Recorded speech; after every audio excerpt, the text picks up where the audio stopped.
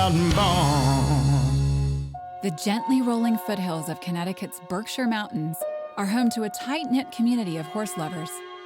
And, in an equestrian sense, all roads that wind through this pastoral landscape lead here.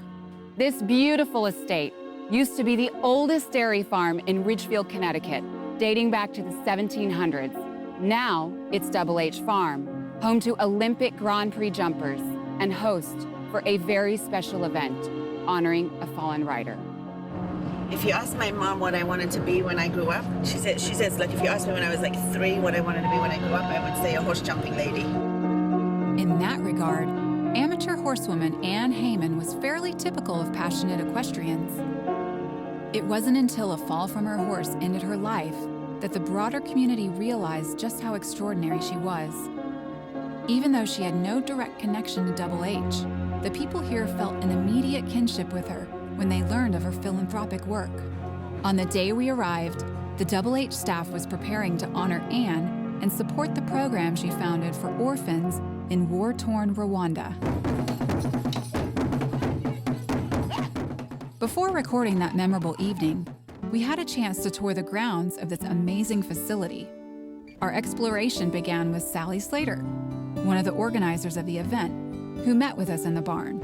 Well, Double H Farm is owned by the Harrison family, and they have expanded and transformed it into probably the premier jumper facility, equestrian estate, probably in the country. And can you tell us a little bit about that, about the different amenities that are offered here?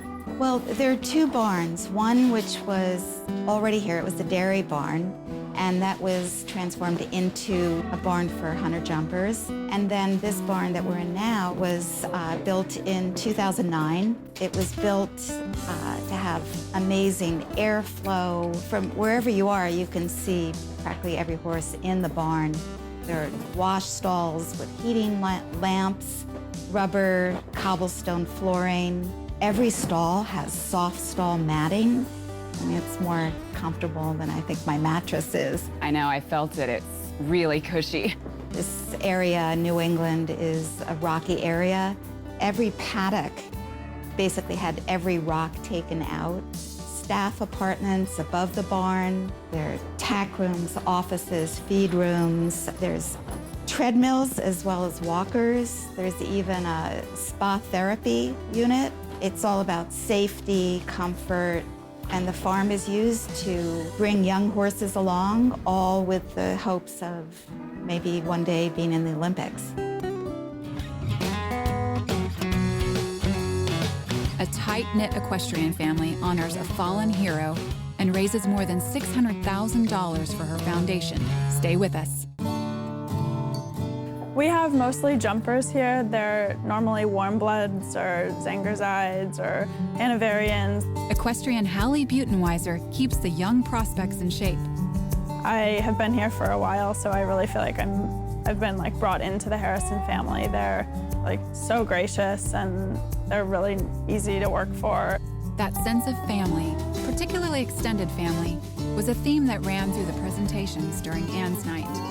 The inspiration for this evening began the day of Anne's accident, and now it is our mission to continue in honor of Anne, a member of our equestrian family.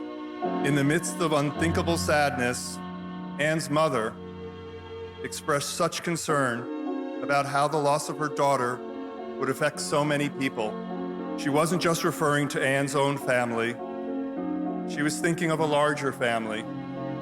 She was thinking of a village in Rwanda where everyone considered Anne their mom. And I lost almost everyone of my family. In a country where you have 1.2 million orphans with no systemic solution to the orphan problem, there is no future for the country. I am 22 years old, and I lived through the genocide. I look at these kids, and as a Jewish woman, I say 60 years ago, those could have been my kids that were left devastated. There, but for the grace of God, this could be any of them. The village introduced me to the new world. I stopped worrying and started dreaming when I got in the village. what Anne Heyman did was to tell us that everything is possible. And when we are healed, when our hearts are healed, we can go back and do the same, change other people's lives. So that's my mission.